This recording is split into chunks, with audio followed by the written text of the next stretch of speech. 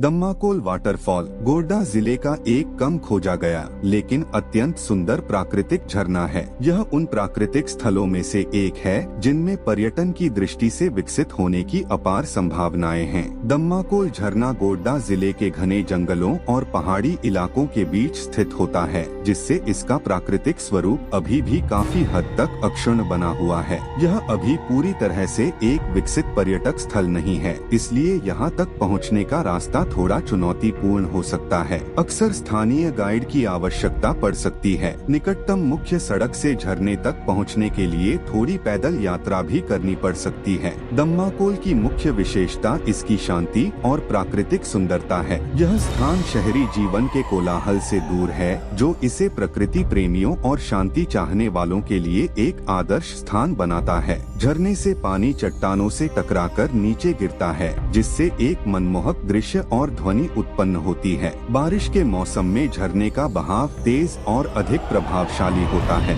यह क्षेत्र घने जंगलों और हरियाली से आच्छादित है, जो झरने के सौंदर्य को और बढ़ा देता है। झारखंड सरकार और स्थानीय प्रशासन इस तरह के प्राकृतिक स्थलों को पर्यटन मानचित्र पर लाने के प्रयास कर रहे हैं। दम्माकोल में पर्यटन विकास की अपार संभावनाएं हैं। यह एक बेहतरीन पिकनिक स्थल बन सकता है, बशर्ते वहां बुनियादी सुविधाएं जैसे बैठने की जगह, शौचालय और सुरक्षा उपाय उपलब्ध करा दिए जाएं। दम्माकोल वाटरफॉल गोड्डा का एक छिपा हुआ प्राकृतिक खजाना है, जो आने वाले समय में एक लोकप्रिय इकोटूरिज्म डेस्टिनेशन के रूप में उभर सकता है। गोड्डा जिला, जो अपनी प्राकृतिक सुंदरता और धार्मिक स्थलों के लिए जाना जाता है, पुरातात्विक दृष्टि से भी महत्वपूर्ण है। यहाँ पाए गए पाषाण युग के अवशेष यह प्रमाणित करते हैं कि यह क्षेत्र प्रागैतिहासिक काल से ही मानव बसावट का केंद्र रहा है। गोड्डा में पाषाणकालीन औजारों की उपस्थिति यह दर्शाती है कि यह क्षेत्र कभी आदिम मनुष्यों का निवास स्थान था, जिन्होंने पत्थरों का उपयोग अपने दैनिक जीवन, शिकार और कृषि कार्यों के लिए किया। ये अवशेष उस कालखंड की मानव संस्कृति, उनके रहन-सहन के तरीके और तकनीकी ज्ञान को समझने में मदद करते हैं, जब मनुष्य पत्थरों को तराशकर अपनी जरूरतें पूरी करता था। गोड्डा जिले के विभिन्न हिस्सों,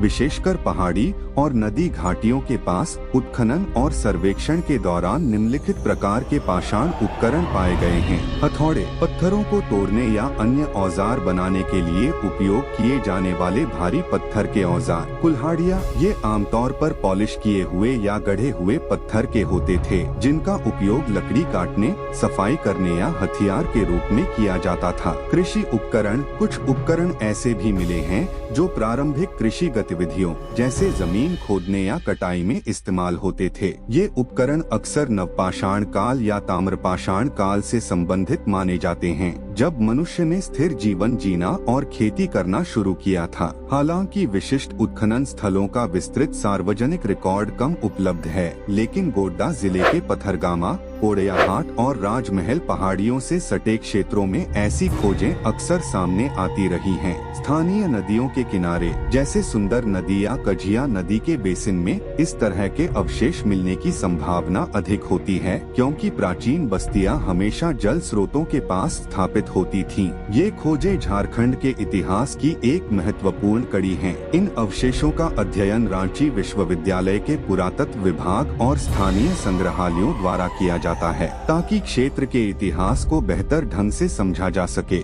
इन अवशेषों की सुरक्षा और उचित संरक्षण आवश्यक है, ताकि आने वाली पीढ़ियां अपने इतिहास के बारे में जान सकें। गोड्डा जिले का ऐतिहासिक उल्लेख प्राचीन भारत के दो महान यात्रियों, यूनानी राजदूत मेगास्थनीज और चीनी बौद्ध भिक्षु वेंटसांग, जिन्होंने गोड्डा जिला की यात्रा की थी। मेगास्थनीज यूनानी शासक सेल्यूकस निकेटर का राजदूत था, जो चंद्रगुप्त मौर्य के दरबार में लगभग 302 ईसा पूर्व में आया था। उसने भारत पर इंडिका नामक एक विस्तृत ग्रंथ लिखा था। मेगास्थनीज ने इस क्षेत्र में निवास करने वाली एक जनजाति का जिक्र किया था, जिसे सौरिया पहाड़िया जनजाति के नाम से जाना जाता है। आज भी झारखंड और विशेष रूप से राजमहल की पहाड़ियों और गोड्डा के आसपास के क्षेत्रों में एक प्रमुख और प्राचीन जनजाति है। वेंटसांग, चीनी बौद्ध भिक्षु वेंटसांग भी कहते हैं, 7वीं शताब्दी ईस्वी में राजा हर्षवर्धन के शासनकाल के दौरान भारत आया था। वेंटसांग ने वर्तमान गोड्डा जिले के